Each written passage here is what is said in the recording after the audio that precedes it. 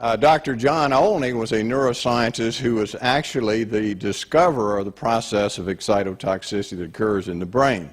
And this basically, just to give you an introduction, is what happens is when you feed certain types of amino acids, acidic amino acids, to animals or humans, certain of the nerve cells in their brain become so excited these nerve cells will die.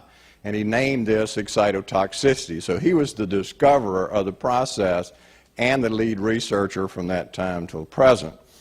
And what he discovered was that the aspartic acid in aspartame, that third component, was an excitotoxin that was just as powerful as the original excitotoxin he discovered, L-glutamic acid.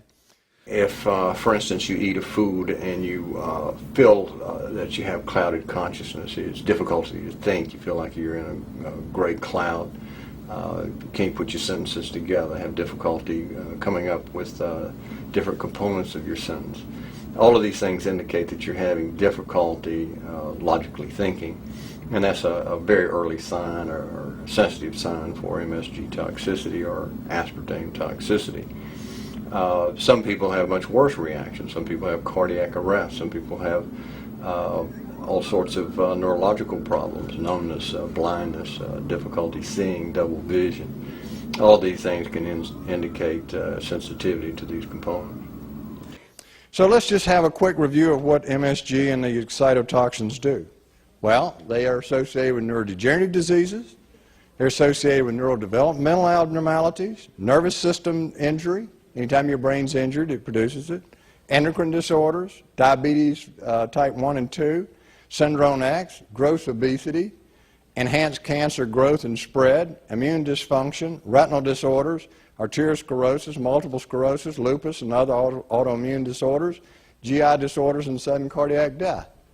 I'd put more on there, but I didn't have room. We're making these conditions advance a lot faster. We're making them a lot more severe.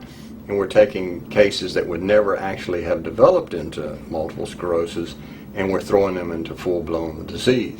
Same thing with Parkinson's and Alzheimer's disease. Even though the food additives were not the original cause of the disorder. Every 10 years, they double the amount of MSG that's put in food. That's not even counting the aspartame. So we're consuming enormous amounts of these substances in a variety of foods.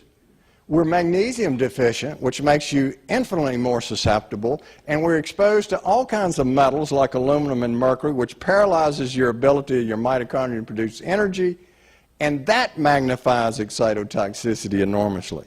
We're developing a society because of all of these different toxins known to affect brain function.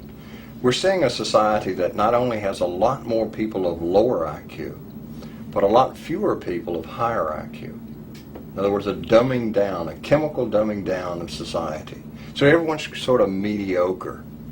That leaves them dependent on government because they can't excel. We have these people of lower IQ who are totally dependent.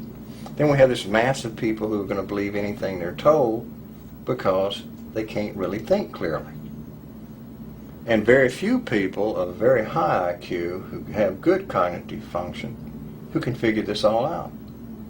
And that's what they want.